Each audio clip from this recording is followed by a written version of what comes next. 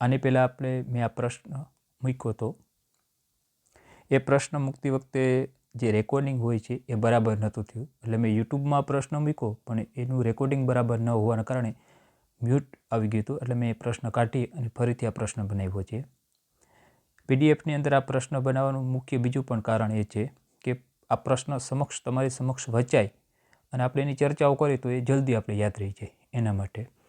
તો ગૌણ સંસ્કૃત અને મુખ્ય સંસ્કૃત એમાં પેપર 2 પ્રશિષ્ટ સંસ્કૃત સાહિત્યનો ઇતિહાસ, એટલે કે સંસ્કૃત સાહિત્યનો ઇતિહાસ અને સંસ્કૃત વ્યવહાર શાસ્ત્રી આ કન્ટેન્ટ છે. તો એમાંનું સંસ્કૃત સાહિત્યનો ઇતિહાસની આપણે અહીં ચર્ચા કરતા હોય તો સંસ્કૃત સાહિત્યના ઇતિહાસમાં સૌથી પહેલો જે પ્રશ્ન છે એ છે કાવ્ય સાહિત્ય. આગળ અલગ અલગ આવશે તો અહીંયા આપણે એની અત્યારે ચર્ચા કરશું. તો સંસ્કૃત કાવ્ય સાહિત્યની ઉત્પત્તિ અને એનો વિકાસ દર્શાવો. એટલે કાવ્ય ક્યારે બન્યું હશે, ઉત્પન્ન ક્યારે થયું હશે, તો એની આપણે ચર્ચા કરવાની છે. તો એના મુદ્દાઓ તો તમે જોઈ શકો છો. પહેલો છે પ્રસ્તાવના, બીજો મુદ્દો આપણે સંસ્કૃત કાવ્ય સાહિત્યની ઉત્પત્તિ અને વિકાસ, અને ત્રીજું છે ઉપસંહાર. તો એની આપણે પ્રસ્તાવનાથી શરૂઆત કરીએ. તો પ્રસ્તાવનામાં આપણે જોઈએ કે માણસ જેમ જેમ ઉન્નતિ કરતો ગયો, પ્રગતિ કરતો ગયો, તેમ તેમ સારા સારા વિચારો, એનું પરિવર્તન, એના જીવનમાં જે પરિવર્તન આવતા ગયા તો એ પરિવર્તને ક્યાંક લખવાની શરૂઆત કરી હશે. તો જે લખવાની શરૂઆત કરી એના વિચારોની, સારા વિચારો, તો એ સાહિત્યનું સ્વરૂપને ધારણ કર્યું છે. જેમાં આપણે અનુભૂતિની ઉર્મી કહીએ, આપણી ભાવનાઓ, સંવેદનાઓ હોય, આપણી કંઈક કલ્પનાઓ પણ હોય. તો એ કલ્પનાઓ જે છે એને એક મઠાયું, એટલે સરસ મજાના ગીતને જેમ લખવાની શરૂઆત કરી, એટલે એને આપણે કાવ્યનું રૂપ ધારણ કર્યું કહેવાય છે. જેથી આ સાહિત્યએ પ્રાચીન સ્વરૂપમાં પદ્યમય સર્જન, એટલે સૌથી પહેલાં જ્યારે લખવાની શરૂઆત કરી હશે તો એને પદ્યની અંદર કે જેને આપણે ગાઈ શકાય અને સાંભળીએ તો પણ મજા આવે. તો આ રીતના એની શરૂઆત થઈ હશે. તો સંવેદના અને વેદનાના શબ્દ દેહ ધારણ કરે, આપણે અંદરની જે ભાવનાઓ હોય એને જે ધારણ કરે ત્યારે જ આ કાવ્ય સૃષ્ટિ શોભાયમાન બને છે. તમારા અનુભવ, તમારી અનુભૂતિ અને એ જ તમે જ્યારે લખો છો ત્યારે વધારે એ અસર કરે છે. જ્યારે આપણે કંઈ બોલતા હોય ત્યારે સાચું બોલતા હોય અને અંદરથી બોલતા હોય તો આપણે ખબર છે કે કેટલું પ્રભાવશાળી બને છે. તો કદાચ એ રીતના આ લોકોએ શબ્દ છે એને દેહ આપ્યો, પણ અંદરની જે વેદનાઓ હતી એને શબ્દરૂપી દેહ આપ્યો, એટલે કદાચ ત્યારથી જ આ કાવ્ય સૃષ્ટિની રચના થઈ હશે. તો સંસ્કૃત સાહિત્યનો આ રીતના એના ભાવનાઓથી, એના વિચારોથી, એની કલ્પનાઓથી આગળ વધ્યો હશે, એટલે વધ્યો છે એવું પણ કહી શકીએ છીએ. હવે અહીંયા ચર્ચા આપણે એ કરવાની છે કે કાવ્ય સાહિત્યની ઉત્પત્તિ અને વિકાસ, તો એની ઉત્પત્તિ કઈ રીતના થઈ. તો સૌથી પહેલાં આપણે જઈએ વૈદિક કવિતાઓમાં, કારણ કે સંસ્કૃત સાહિત્યની અંદર અજન્મા, કે જેને એમ કહી શકાય કે જેનો જન્મ નહીં થયો હે પણ એક બહુ જ જૂનું હશે, બહુ જ જૂનું.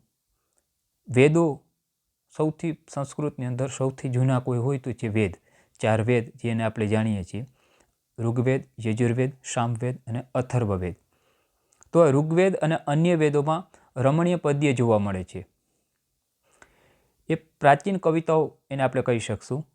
અને પ્રાચીન કવિતામાં ઋષિઓએ પ્રકૃતિના અલગ અલગ રૂપોને અને એની દિવ્યતાની અનુભૂતિ જે છે એને સારી રીતના મઠોરી છે, એટલે સારી રીતના એને તૈયાર કરેલી અને આમાં લખેલી હશે, એને અલગ અલગ સૂક્તોના માધ્યમથી. ઋગ્વેદની વાત કરી તો ઋગ્વેદમાં અક્ષસૂત્ર છે, ભિક્ષુક સૂત્ર છે, ઉપસૂત્ર છે, મંડુક સૂક્ત છે, આ બધા સૂક્ત છે.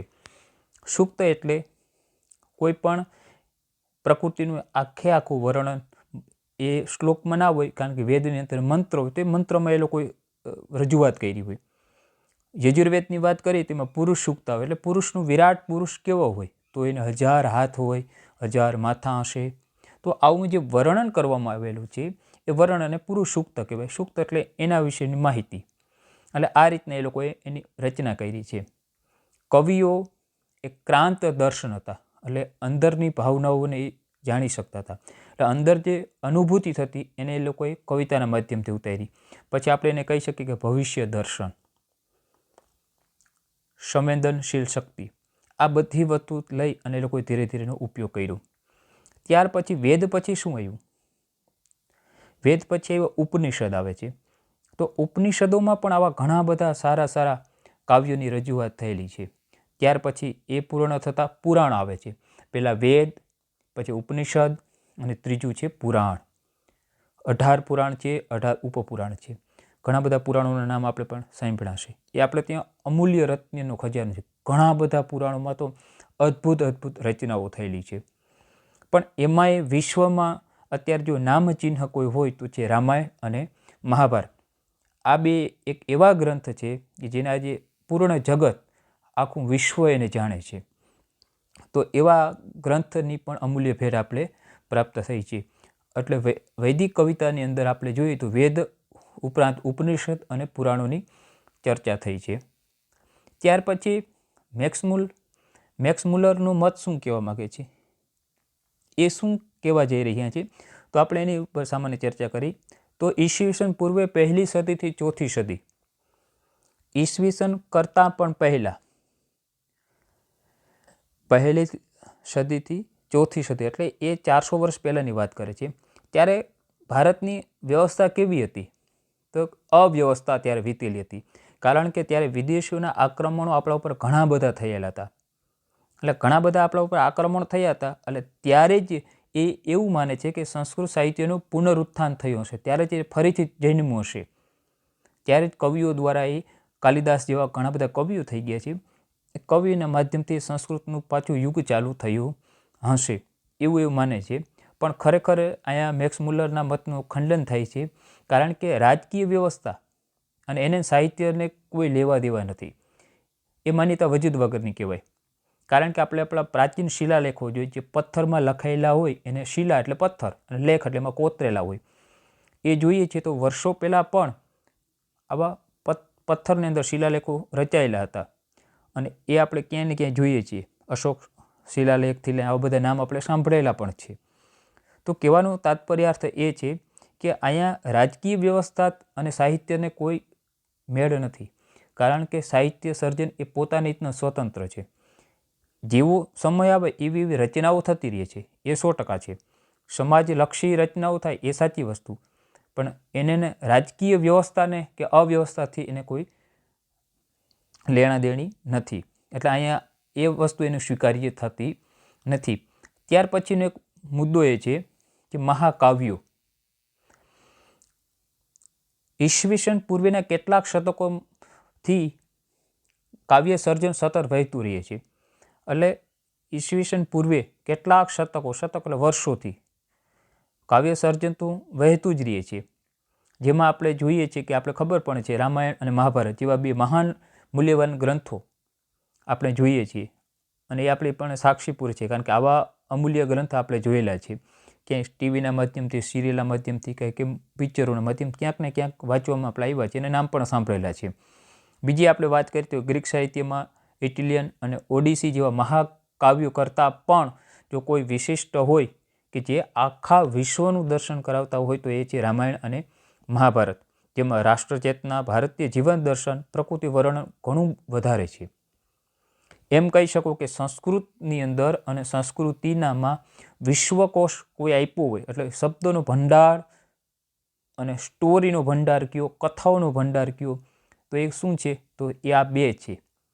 એમાં મહાભારત એ શ્રેષ્ઠ છે. કારણ કે મહાભારત એક એવો ગ્રંથ છે કે જેમાં તમામ પ્રકારના સ્ટોરી આવી ગયેલી છે, કથાઓ આવી ગયેલી છે. એટલે જ કહેવાય છે કે જે મહાભારતમાં છે તે જ ભારતમાં છે. એટલે ભારતની અંદર જે પણ છે એ મહાભારતમાં પૂર્ણ આવરેલું છે. પછી એમાં રાજકીય વ્યવસ્થા કયો, અર્થતંત્ર કયો, કૂટનીતિ કયો, નીતિ કયો, વર્ણ વ્યવસ્થા કયો, આજીવિકાનું કયો, દરેક પ્રકારની કથાઓ એમાં આપણે જોવા મળે છે. એટલા માટે અને મહાભારતના શ્લોકો કેટલા છે? તો કે 1.25 લાખ શ્લોક. વિશ્વનું સૌથી મોટો કોઈ ગ્રંથ હોય તો તે છે મહાભારત. અને એમાં ઘણા બધા આખ્યાનો આપેલા છે અને ઉપાખ્યાનો પણ આપેલા છે. તો આખ્યાન એટલે એક અલગ અલગ ચેપ્ટર, એક અલગ અલગ સ્ટોરી, એના ઉપરથી આગળ એ વધતું રહ્યું છે. અને એના માધ્યમથી જ બધા કવિઓને એને પ્રેરણા મળી. તમે કોઈ એક ફિલ્મ જુઓ તો એમાંથી તમને કંઈક પ્રેરણા મળે, કંઈક નવું બનાવવાની. તો અહીંયા પણ એ રીતના છે. તો કવિઓને જે પ્રેરણા, મુખ્ય જે પ્રેરણાઓ મળી છે એ મહાભારત અને રામાયણ જેવા અમૂલ્ય ગ્રંથોમાંથી મળી છે. એના માધ્યમથી ધીરે ધીરે લોકો આગળ વધ્યા છે. તો ભારતની આપણે વાત કરીએ તો કાલિદાસનું જે શાકુંતલ નામનું એક ગ્રંથ છે જે વિશ્વમાં અત્યારે પણ આટલો જ પ્રસિદ્ધ છે. તો શાકુંતલની એને પ્રેરણા ક્યાંથી મળી? એ સ્ટોરી એમને ક્યાંથી લીધેલી? તો એને મહાભારતમાં તે સ્ટોરી લીધી છે અને એનાથી પોતાના શબ્દોને અલંકૃત કરી અને સારી એવી રચના કરી છે. ત્યાર પછી ભારવીનું કિરાત અર્જુન, એ અર્જુન છે, એમાં કિરાત એટલે અહીં એક ભીલ થાય પણ એ શિવના સ્વરૂપની અંદર છે, તો એ પણ મહાભારતનું છે.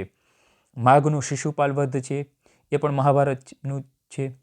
પછી હર્ષનું નૈષધ્ય ચરિતમ, એવી કેટલીક કૃતિઓ આપણે ગણાવીએ. કહેવાનું તાત્પર્ય અર્થ એ છે કે મહાભારતમાંથી પણ ઘણી સ્ટોરીઓમાંથી ઘણા સરસ મજાના સારા એવા કવિઓએ મહાકાવ્યોની પણ રચનાઓ કરેલી છે. બીજી વાત કરીએ તો રામાયણમાં, જેને આપણે વાલ્મીકીને શું કહી છે તો કે આદિ કવિ. સંસ્કૃતના કોઈ પહેલા કવિ હોય અથવા આદિ એટલે મુખ્ય, મેન અથવા પહેલા, એવા જો પહેલા કોઈ કવિ છે થયા હોય તો એને આપણે વાલ્મીકીને કહીએ છીએ. જ્યારે ગુજરાતીની અંદર આદિ કવિ તરીકે આપણે નરસિંહ મહેતાને માનીએ છીએ. આ બંનેની વાણી અમર છે. વાલ્મીકીએ રામાયણની રચના કરતાં પહેલાં વિચાર્યું કે રામાયણમાં રામના ચરિત્રનો ઉલ્લેખ કરીશ, પણ એ ઉલ્લેખ કેવો હશે? વીર પુરુષનું, એટલે કે વીર રસ, વીરતા અને શોભે એવું હું કાવ્ય બનાવી, આવો એનો સંકલ્પ હતો. પણ એ નદી કિનારે અથવા કોઈ તળાવ આગળ એ સ્નાન કરવા ગયા, ત્યાં ક્રૌચ નામના પક્ષીઓ હતા. એ ક્રૌચ એ બંને જોડિયામાં જ રહી.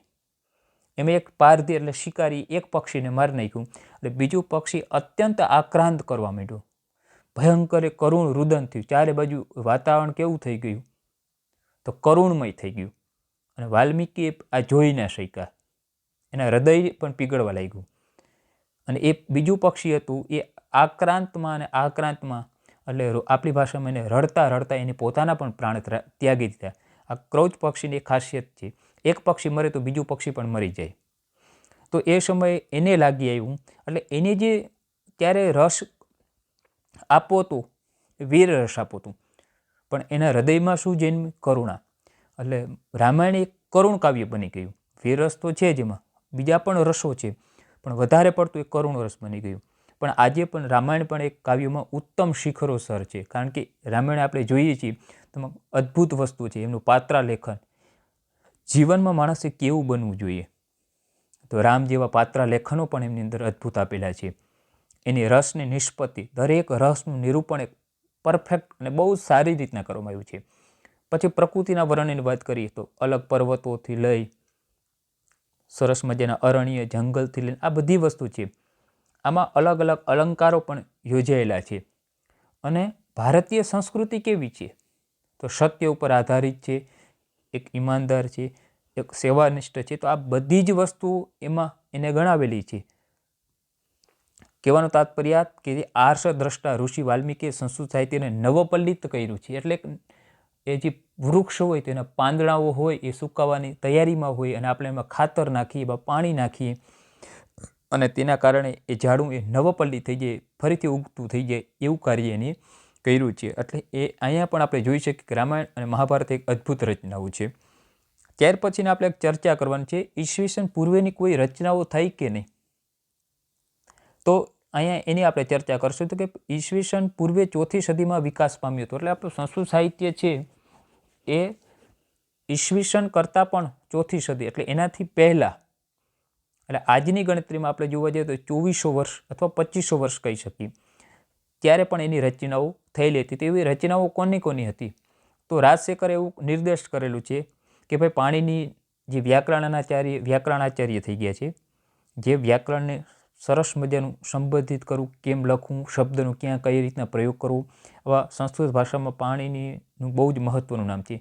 તો એમને જાંબવતી વિજય અને પાતાલ વિજય નામના કાવ્યો લખેલા છે. ત્યાર પછી અમરકોશ, જે સંસ્કૃત ભાષામાં શબ્દનું ભંડોળ, અલગ અલગ શબ્દોને ભેગા કરી અને જેને બનાવેલું છે એને કહેવાય અમરકોશ. અમર નામના રાજાએ આ કોષની રચના કરી હતી. સમગ્ર ભારત વર્ષની અંદર એને પરિભ્રમણ કર્યું, જે શબ્દ હતા બધા ભેગા કર્યા, અલગ અલગ શબ્દોને ભેગા કરી અને ભંડોળ બનાવ્યું. તેમાં અલગ અલગના નામ, સામાન્ય રીતના આપણે જોઈ તો આપણે ખબર હશે કે વિષ્ણુ સહસ્ત્ર આપણે નામ સાંભળ્યું તો વિષ્ણુ ભગવાન 1000 નામ હોય, કૃષ્ણ ભગવાનના તો 1000 નામ હોય. તો આમ કોઈ પણ એક શબ્દ છે તો એ શબ્દના ઘણા બધા નામ હોય છે. તો એ નામને ભેગા કર્યા છે અને એના જે ટીકાકાર એટલે એમાં જે અલગ અલગ ટીકાઓ કરી છે. ટીકાનો અર્થ અહીં થાય એની વ્યાખ્યાઓ, એનું વિસ્તૃતિકરણ, એ શબ્દને સમજાવવાની જે પ્રક્રિયા છે એ જે કરેલી છે એવા એક છે રામ મુકુટ. એમણે પણ અહીંયા આ કાવ્યો વિશેની જાંબવતી વિજય અને પાતાળ વિજય વિશેની કંઈક માહિતી આપેલી હતી. ત્યાર પછીની ક્ષેમેન્દ્ર નામના એક થઈ ગયા કવિ. એ પણ એમ કહે છે કે ઉપજાતિ નામનો છંદ છે એ પાણીનીના ઉપજાતિ છંદની એને પ્રશંસા કરી છે. એટલે કે છંદોની રચનાઓમાં ઉપજાતિ છંદ એ પાણીનીએ બહુ જ સારી રીતના ઉપયોગ કર્યો હશે, જે ક્ષેમેન્દ્ર એની પ્રશંસા કરેલી છે. ત્યાર પછી આપણે વાત કરીએ તો પાતંજલિ થઈ ગયા, જે આપણે અહીંયા ઘણીવાર આવા શબ્દ સાંભળે છે, પાતંજલિ યોગ. યોગશાસ્ત્રમાં આદિ ઋષિ કોઈ હોય તો એ છે પતંજલિ. પતંજલિએ યોગની રચના કરી અને યોગશાસ્ત્રમાં એ પ્રબળ હતા. તો એમની જે રચનાઓ છે એ પણ પૂર્વે એટલે કે ઈસવીસન પૂર્વે 2જી કે 3જી સદીમાં થઈ ગયેલા હોવા જોઈએ છે. અને એ શું કહેવા માગે છે કે ભાઈ વરુચિએ વારસઈ અથવા વારસચ આવું એક કાવ્ય લખેલું છે. અત્યારે એનું કોઈ પ્રમાણ આપણે નથી મળતું, પણ એ એવું કહે છે કે વરરુચિએ આવી રચનાઓ કરેલી છે. ત્યાર પછી પિંગલ મુનિએ પણ છંદ સૂત્રમાં અનેક છંદોનો ઉલ્લેખ કરેલો છે. અર્થાત કે છંદોની રચનાઓ જે આપણે 10મામાં કે 12મામાં ગુજરાતી વિષયમાં અલગ અલગ છંદ અથવા સંસ્કૃતમાં ભણ્યા હશો તો એની પણ એની રચના કરેલી છે. ડૉક્ટર કીથ કહે છે કે આ છંદો કવિતાઓની શૃંગારિક કાવ્ય રચના પરિચાયક છે. અર્થાત કે એને મઢાવવાનું કામ, આ શૃંગાર કરવાનું કામ. કોઈ પણ માણસ હોય તો સારા કપડાં પહેરે તો એ બહુ જ સુંદર લાગે છે. તો છંદ એક એવું કામ વસ્તુત્વ છે, એક એવું કામ કરે છે કે કવિતાને એક નવી દિશા આપે, જેને તમે સારી રીતના ગાઈ શકો. અને ગાયા કોઈ સારી રીતના આપણે એને ગાઈએ અથવા ગાન કરીએ તો આપણે શ્રવણ કરવામાં વધારે મજા આવે છે. તો એવી વાત થાય છે. ત્યાર પછી કાલિદાસે પણ ઉલ્લેખેલા કવિપુત્ર અને સૌમિલીન રચનાઓનું પણ આપણે પ્રાપ્ત થતી નથી. એટલે કાલિદાસે પણ વચ્ચે અમુક વ્યક્તિઓના પણ નામ લીધેલા છે, પણ એની કોઈ રચનાઓ અત્યારે આપણે અહીંયા પ્રાપ્ત થતી નથી. એના કારણો એ પણ હોઈ શકે કે વારંવાર આપણા ઉપર થયેલા આક્રમણના કારણે કદાચ એ બધું નષ્ટ પણ થઈ ગયું હશે. હવે આપણે મુદ્દાની ચર્ચા એક છે કે સંસ્કૃત કાવ્ય સાહિત્યના કાવ્ય વિકાસના તબક્કાઓ. આ વિકાસ ધીરે ધીરે થયો તો કઈ રીતના થયો હશે, તો એને આપણે એક અનુમાન કે એને તબક્કાઓના આ રીતના આપણે અલગ અલગ કરી શકીએ. પહેલો તો ઋગ્વેદ, યજુર, સામ ને અથર્વવેદ આપણે જોયેલા હતા. તો એ જે કહેવાય એને વૈદિક કહેવાય. તો એ વૈદિક કવિતાઓ અને એમાં વેદોનું વર્ણન હતું, પ્રકૃતિનું વર્ણન છે, એમાં ઈશ્વરનું વર્ણન છે. પણ રામાયણ અને મહાભારત 2 કાવ્ય એવા છે જે લૌકિક વર્ણન છે. આ પૃથ્વીની અંદર જે ઘટના ઘટિત થયેલી છે, જે ઘટનાઓ ઘટેલી છે કોઈ વ્યક્તિ ઉપર, તો એના ઉપર છે. એટલે વૈદિક અને લૌકિક આ બંનેનો સંધિકાળ માનવામાં આવે છે. રામાયણ અને મહાભારત આ કાવ્યત્વ વૈદિક અને લૌકિક સંસ્કૃત કાવ્યનો સંધિકાળ એને આપણે માનીએ છીએ. એટલે આ બંને એક પહેલાં વૈદિક કાળ હતો અને પછી લૌકિક કાળ, લોકો વિશે લખવાનું ચાલુ થયું. પહેલાં પ્રકૃતિ ઉપર હતું, ઈશ્વર ઉપર હતું, નિરાકાર ઈશ્વર ઉપર હતું. પછી લોકો ઉપર લખવાનું ચાલુ થયું. આ બંને થયું. પછી ધીમે ધીમે એમાં શું થયું, પછી આવ્યું છે રચનાત્મક યુગ.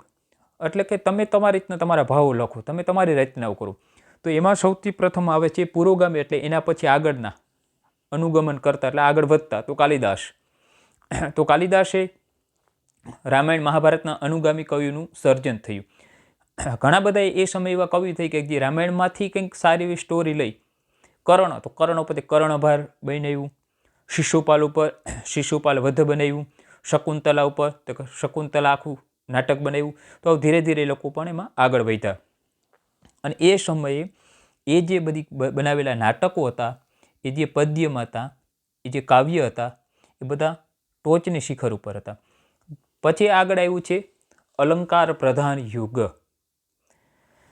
માણસો કવિતાઓને સાંભળવાની શરૂઆત કરી, નાટકો, એ કાવ્યો એ સાંભળતા અને એના ઉપરથી આનંદ લેતા હતા.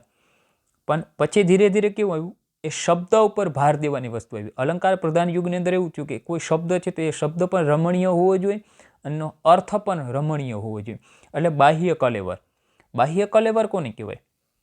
કોઈ પણ શબ્દ તમે સાંભળો તો સાંભળવામાં પણ તમને આનંદ આવવો જોઈએ. જેમ આપણે રાવણની ભગવાન શિવની સ્તુતિ કરી હતી, તો રાવણે જે ભગવાન શિવની સ્તુતિ કરી હતી તો એ સ્તુતિની અંદરના જે શબ્દો હતા, શિવ તાંડવ સ્તોત્ર, યુટ્યુબમાં સર્ચ મારશો તમને ખબર પડશે. તો એના જે શબ્દ છે એ બાહ્ય કલેવર. બાહ્ય કલેવર કેવું હોય? તો એ શબ્દ એવા હોય કે જે આપણે સાંભળવામાં કંઈક આનંદ આવે અને એ શબ્દો સાંભળીએ એટલે આપણે મજા આવે. જેમ બાહુબલીમાં તમે જોયું હશે કે હીરો એ શિવલિંગ ઉપાડે છે ત્યારે જે સમયે જે બોલવામાં આવેલા છે એ શબ્દ હતા કે જેનાથી એનામાં એક શક્તિ આવે અને આપણે પણ એવા આનંદમાં આવી જઈએ. તો બાહ્ય કલેવર છે. અહીંયા શિવ માટે રાવણે સ્તુતિ કરી તેમ કે જટાટવી ગલજ્વલ પ્રવાહ પાવિતસ્થલે કલે વલમ વલંબિતમ ભુજંગ તુંગ માલિકામ. તો શબ્દનું બાહ્ય કલેવર એટલે શબ્દનો એવો પ્રભાવ કે જે શબ્દને એટલે એ કવિતા આપણે સાંભળીએ એટલે આપણે આનંદમાં આવીએ, મજા આવવા માંડે. તો એક શબ્દની રમણીયતા, ભાવ તો એ જ આપવાનો છે, સ્ટોરી એ જ છે, પણ શબ્દને એવા મઠાવવામાં આવતા કે જેનાથી લોકોને આનંદ આવતો. નહીં શબ્દને સાંભળે તોય મજા આવતી. અમુક એવા સોંગ હોય કે આપણે એનો અર્થ ના આવડતો હોય, અર્થ ખબર પણ ના હોય, પણ એ સાંભળવામાં ક્યારેક મજા આવતી હોય. ત્યાર પછી આવ્યું છે પાંચમું છે હાસોન્મુખ યુગ. એ ભારવીના યુગ પછીને આ થઈ ગયું છે. પંડિત જગન્નાથ થઈ ગયા. જગન્નાથે એવી રચના કરી કે ભાઈ તમે કોઈ પણ કવિતાઓ બનાવો તો એના કંઈક નિયમો હોવા જોઈએ. કાવ્ય બનાવો છો તો એ કાવ્યના કે કવિતાના કંઈક નિયમો આવવા જોઈએ. તો એને શું કર્યું કે ભાઈ અલંકાર આમાં રાખો, અલગ અલગ છંદ, એક છંદ ઉપર ના બનાવો, અલગ અલગ છંદ ઉપર બનાવો. એનું વ્યાકરણ પણ પરફેક્ટ હોવું જોઈએ. આજે આપણે તમે હું બોલી છે ઘણીવાર એવા શબ્દો બોલી છે જેને અશુદ્ધિ પણ હોય છે, તો આ એ લોકો એમ કે નહીં એમાં અશુદ્ધિ ન હોવી જોઈએ. પછી એમાં શબ્દકોશ, નવા નવા શબ્દો લ્યાવો, આવું બધું એમાં ગોઠવવામાં આવ્યું. તો એનાથી શું થયું? સમાસ વગેરે. તો આનાથી શું થયું? બધાએ નવા નવા શબ્દો લેવાની ટ્રાય કરી, ભેગા કરવાની ટ્રાય કરી. એટલે એના માટે કષ્ટકારક થઈ ગયું. તમે નેચરલ બોલો, તમે સ્વાભાવિક રીતના જે વાક્ય રચનાઓ બોલતા હોય અને કોઈ તમને કહે કે તમે નવા શબ્દો વારંવાર એક શબ્દ નહીં એવો ને એવો બીજો શબ્દ બોલવાનું થયું તો આપણે થોડીક વાર વિચારવું પડે છે.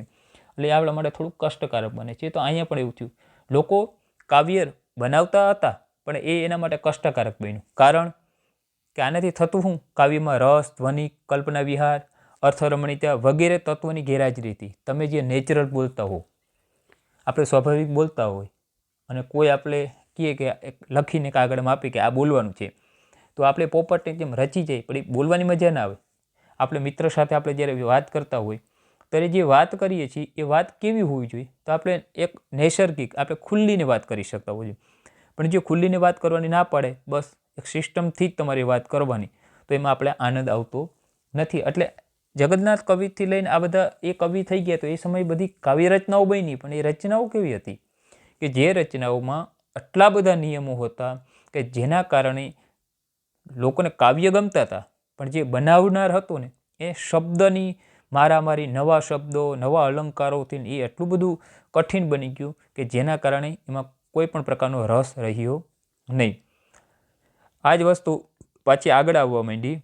એમાં 20મી સદી, જેને અત્યારે આપણે કહીએ 21મી સદી ચાલે છે, તો 20મી સદી અત્યારે પણ આ કાવ્ય સૃષ્ટિ હજી પણ જીવંત છે. અત્યારે વાત કરીએ તો તાનકા, ગઝલ, મોનો, ઇમેજ, કજરી, કવાલી, ચષક, ચીઝો, રિયાઝિમ અને ક્યુબિઝમ આવા આધુનિક પ્રયોગો થયા છે. કંઈક નવીનીકરણ, જેમ કે આપણે શાયરી બોલીએ છીએ, કોઈ નાની કવિતા બોલે, કોઈ હાઇકુ બોલતા હોય છે, કોઈ ગઝલ બોલતા હોય, તો આવી અત્યારે આધુનિક રીતના પણ અત્યારે કવિતાઓ પણ પ્રસરિત છે અને ચારે બાજુ બોલાય છે. સંસ્કૃત કવિતાના પ્રવર્તમાન ભારતીય ભાષાઓ સાથે પ્રવાહી રહેલા કોશિશ કરી રહી છે. એટલે અલગ અલગ ભાષાઓ પણ અત્યારે આવી કવિતાઓ પણ બનાવે છે. હવે પ્રાચીન કાવ્ય પ્રકારમાં કયા કયા હતા? તો આપણે જોઈએ તો કે મહાકાવ્ય એટલે કે બહુ જ મોટું કાવ્ય હોય, બહુ જ મોટી સ્ટોરી હોય, જેમ મહાભારત છે, બહુ મોટી સ્ટોરી છે.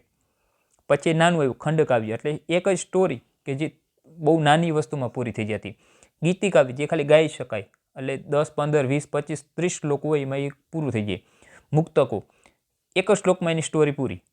જેમ કે આપણે સુભાષિત કહીએ, નીતિ શતક, એક શ્લોકમાં વિદ્યાનું મહત્વ આપી દઈએ, બીજામાં સજ્જનનું, કોઈમાં દુર્જનનું, કોઈમાં ધનનું મહત્વ આપીને પૂરું થઈ જાય. યુગ્મ એટલે બંને મિક્સ હોય. કુલક અને સ્તોત્ર. સ્તોત્રનો અર્થ એ થયો કે કોઈ એક દેવ વિશે આપણે સ્ટોરી કહી.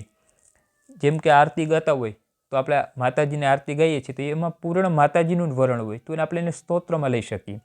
ગુજરાતીમાં એને આપણે આરતી કરતા હોય તો એવા અલગ અલગ સ્તોત્રની રચના થાય. ત્યાર પછી પ્રવાસ કાવ્ય, અલગ અલગ પ્રવાસમાં આપણે ગયા હોય તો એના ઉપરથી કાવ્ય રચનાઓ કરી. તો આવા અત્યારે વર્તમાન યુગની અંદર આ બધું ચાલી રહ્યું છે. વૈદિક કાળથી પરંપરા ચાલુ થઈ, વૈદિક કાળથી એવું લૌકિક કાળ, લૌકિક કાળ પછી અલગ અલગ કવિઓએ એ બધાનો સહારો લઈને પોતાની સ્વતંત્ર રચનાઓ થઈ. સ્વતંત્ર રચનાઓ પછી વચ્ચે એવો યુગ આવ્યો કે જેમાં શબ્દોનું જ મારામારી હતી. ધીરે ધીરે એ પૂર્ણ થતાં અત્યારે એક સામાન્ય એવો યુગ છે કે જેમાં અલગ અલગ ભાષાઓમાં આ કાવ્યોની રચનાઓ થાય છે અને હજી પણ એ બધું જળવાઈ રહ્યું છે. સ્વરૂપ બદલ્યા છે. પહેલાં કાગળમાં લખાતા, ધીરે ધીરે એ પરિવર્તન થયું છે. અત્યારે ટીવીની અંદર આવી ગયા છે, પણ રચનાઓ તો હજી નૂતન નવી નવી થતી જ રહે છે. ઉપસંહારની આપણે ચર્ચા કરશું.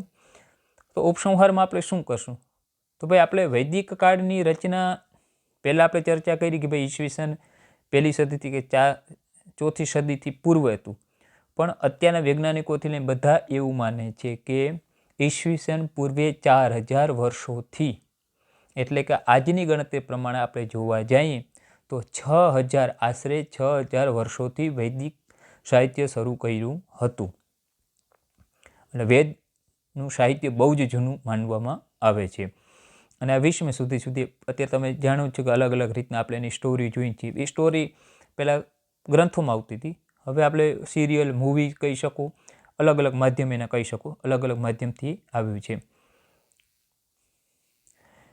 સંસ્કૃત સાહિત્યમાં વિકાસ પતનમાં વિવિધ તબક્કાઓ આવ્યા કર્યા છે. એટલે સંસ્કૃત સાહિત્ય એવું છે કે ક્યારેક ડાઉન થાય, ક્યારેક ઉપર જાય, નીચે આવે, ઉપર જાય, એવું વારંવાર થઈ રહ્યું. કારણ કે કોઈ પણ વસ્તુ ક્યારેય સ્થિર નથી રહેતી. આ સંસારની અંદર કોઈ વસ્તુ સ્થિર નથી, કંઈક ને કંઈકમાં પરિવર્તન આવતું હોય છે. માર્ગ તો એવું કહે છે કે ક્ષણ ક્ષણ નવીનતા ધરાવે છે અને તે જ આપણે લાવણ્ય દેખાય છે. આ ક્ષણે ક્ષણે યન્નમ મુપૈતી તદેવ રૂપમ રમણીય તાયાહ, અર્થાત જે દરેક ક્ષણે નવીનતા ધરાવે છે તે જ લાવણ્યનો દેખાવ છે અને એ જ રમણીયની શોધ છે. આજે આપણે કંઈક નવો અનુભવ થયો તો આપણે એને કંઈક નવી રીતના એને લખ્યું છે. તો એ કહેવાય જ માગે છે કે મનુષ્ય માત્રને કંઈક નવા નવા અનુભવ થાય, નવી નવી વસ્તુઓ થાય તો એના ઉપરથી કંઈક ને કંઈક રચના કરતા હોય છે. એક સમય એવો હતો કે આપણે પત્ર વ્યવહાર થતા, સમય બદલાણો, ધીરે ધીરે આગળ વધ્યા, ઈમેલ જેવી સિસ્ટમ આવી, મેસેજ સિસ્ટમ આવી, વોટ્સઅપ આવ્યું. તો વોટ્સઅપથી લઈ અને આ બધા આવ્યા તો આપણે શું વિચાર્યું કે ભાઈ પરિવર્તન. તો એ પરિવર્તનમાં અત્યારે આધુનિકમાં નવા નવા પરિવર્તન આવ્યા. એક સમય માણસને મુલાકાત કરવી હોય કે એને જોવું હોય તો એ બહુ અઘરું લાગતું, પણ અત્યારે વિડીયો કોલિંગ થઈને એવી સુવિધાઓ છે કે આપણે હજારો કિલોમીટર દૂર રહેલા માણસને આરામથી આપણે જોઈ શકીએ છીએ. તો અહીંયા સતત નવીનીકરણ તો આવતું રહે છે, એના માટે નવા નવા શબ્દો પણ આવતા રહે છે. ત્યાર પછી વાત કરી છે કે હિન્દુ, બૌદ્ધ, જૈન, ક્રિશ્ચિયન, મુસ્લિમ સર્વે ધર્મોએ કવિતાને કવિઓએ સંસ્કૃત કાવ્યની મંદાકિની વહેતી રાખી છે. મંદાકિની નદી એટલે કે કાવ્યની મંદાકિની એટલે કાવ્યને વહેતું રાખ્યું છે. દરેક પોતપોતાની ધર્મની અંદર કંઈક ને કંઈક લખેલું જ છે. કોઈ પણ ધર્મ હોય તે પોતાની રીતના પોતાને કંઈક ને કંઈક એવી રચનાઓ કરતા જ હોય છે કે જેના કારણે એને મૂળ મુદ્દો આપણું કાવ્ય, તો એ કાવ્યને તેને વહેતું રાખેલું છે. સંસ્કૃત કાવ્ય સાહિત્યમાં તેની અપૂર્વ રચના રીતિ, વ્યંજનાની રમણીયતા, કલ્પનાઓની નવીનતા, સંગીતમય શબ્દ સંવાદિની, છંદોના લય, માધુરીની આકર્ષતા, અલંકાર વિન્યાસની અપૂર્ણતાને કારણે જીવી છે. કહેવાનો તાત્પર્ય અર્થ કે જે પણ રચનાઓ થઈ છે એ રચનાઓમાં કોઈનો ક્યાંક ને ક્યાંક ભોગ છે.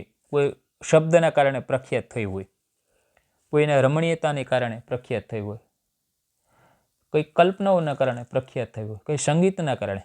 ઘણીવાર આપણે સમજાતા ના હોય એવા કાવ્ય હોય છે અથવા એવા ગીત પણ હોય છે કે જે સંગીતના કારણે સુપરહિટ થતા હોય છે, કોઈ છંદના કારણે ગાવામાં, અને કોઈ એવા માધુર્યની આકર્ષતા હોય, એવું મીઠાશ લાગતા હોય, કોઈ સારું ગાતું, કોઈ વ્યક્તિએ સારું ગાયું હોય તો પણ એવું ઘણીવાર એવું સોંગ આપણે ગમી જતું હોય છે. તો આના કારણે પણ આ સંપૂર્ણ જીવિત રહ્યું છે. કહેવાનું તાત્પર્યાર્થ એ છે કે સંસ્કૃત સાહિત્યમાં જે તમે તમારી પરિભાષાઓમાં લખશો તો પણ એ ચાલશે. આ વિષય મુદ્દાઓ નથી લીધા, આ વખતે મેં આખો પ્રશ્ન લીધેલો છે, એટલે પ્રશ્નથી માધ્યમથી તમે સમજવાનો પ્રયત્ન કર્યો છે અને એ ઉપરથી તમે કદાચ હવે મુદ્દાઓ બનાવી અને તમારી રીતના યાદ રાખી અને લખી શકશો. આના પછીને આપણે નેક્સ્ટ પ્રશ્નમાં મળશું. નમસ્કાર.